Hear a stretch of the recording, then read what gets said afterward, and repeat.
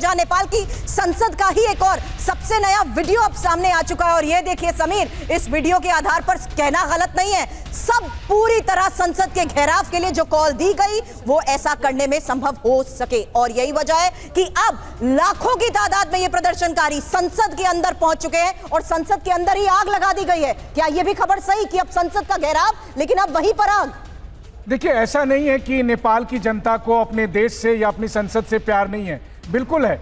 वो तो यही कह रहे हैं ना कि जब हम लोकतांत्रिक देश हैं तो जनता का प्रतिनिधि बनकर जब आप सिर्फ अपने लिए मलाई खाएंगे, सिर्फ आप अपने परिवार का और अपने करीबियों का ध्यान रखेंगे और जो आम जनता है उसको गरीबी मिलेगी, भुखमरी मिलेगी, बेरोजगारी मिलेगी, उसका गुस्सा उतरा। कल जब जेनजी का प्रोटेस्ट शुरू हुआ तो नेपाल के प्रधानमंत्री और उनकी सरकार ने दो सबसे बड़ी गलतियां की। पहली गलती ये कि उन्होंने उस बच्चों के प्रोटेस्ट को डिस्क्रेडिट करने का काम किया कि देखो जी, ये लोग तो मोबाइल जनरेशन है, मोबाइल के बगैर नहीं रह सकते, और जैसे ही हमने सोशल मीडिया बैन किया तो ये बिलबिलाते हुए घर से सड़क पर आ गए। इस तरह की बातें मंत्री कह रहे थे, बल्कि मैंने निजी तौर पर कई मंत्रियों से बात की, वो लोग इस तरह की बातें कर रहे थे। और उसके बाद जो दूसरी सबसे बड़ी गलती की, शर्मनाक गलती की, जब नेपाल की सरकार ने उन मासूमों पर गोली चलाने का आदेश दिया। सोचिए, 2 दर्जन छोटे छोटे बच्चे मारे गए, सैकड़ों इस वक्त घायल हैं, और इसका परिणाम ये हुआ कि आज आप देख रहे हैं ये विरोध प्रदर्शन। मुझे अभी भी भरोसा है कि आप देखेंगे जब नेपाल की जनता संसद के भीतर होगी,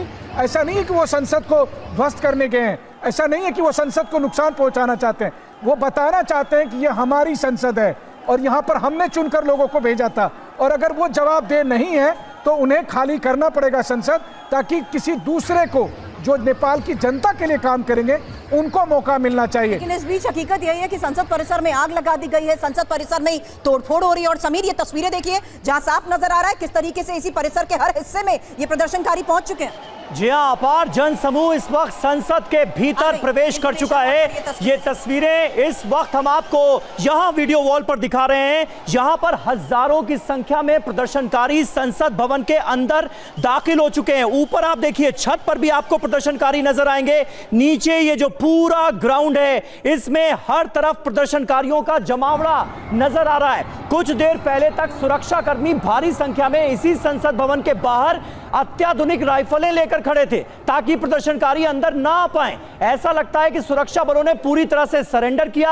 अब उनके हथियार जो हैं वो प्रदर्शनकारियों के हाथों में नजर आ रहे हैं और पूरा रेला प्रदर्शनकारियों का संसद के अंदर आ चुका है। आप तो यहाँ पर धुआं उठता भी नजर आ रहा है। ऐसा लग रहा है कि यहाँ ना सिर्फ तोड़फोड़ की गई है बल्कि आगजनी भी हुई है। ये देखिए समीर, इस हिस्से में अगर आप देखेंगे, एक तरफ सड़क का ये पूरा पैसेज जहां पर आपको यहाँ हजारों की संख्या में ये प्रदर्शनकारी नजर आ रहे हैं, दूसरी तरफ छत तक आ चुके हैं। और देखिए छत पर भी किस तरीके से यहाँ पर जो इनके हत्थे चढ़ रहा है, सब कुछ तहस नहस कर रहे हैं। ये संसद परिसर की आपको हम ये तस्वीर दिखा रहे हैं, संसद भवन जहां पर अब प्रदर्शनकारी घुस चुके हैं। ये वो संसद भवन है जिसका घेराव सुबह से जब करने की ये कोशिश कर रहे थे तो पहले सुरक्षा बलें ने कुछ हद तक रोकने में कामयाब रहे थे। तब सुबह समीर, जो बात अभी मनीष ने जिक्र की, ये कह रहे थे कि हम संसद भवन का घेराव इसलिए करना चाहते हैं क्योंकि इन्होंने यूनिफॉर्म में मौजूद स्टूडेंट्स को गोली मार दी। क्यों गोली मारी, क्यों सीधे उनके सर पर गोली मारी गई? हम संसद का घेराव करना चाहते हैं। लेकिन इस वक्त की हकीकत है, जहां दोपहर का वक्त हम देख रहे हैं कि पूरे संसद की तरफ ये कूच कर चुके हैं और संसद परिसर के अंदर तक पहुंच चुके हैं जहां आगजनी भी हुई। बिल्कुल, और ये देखिए इस तरफ जो तस्वीरें हैं वो भी आप देखिए जरा। काठमांडू का ये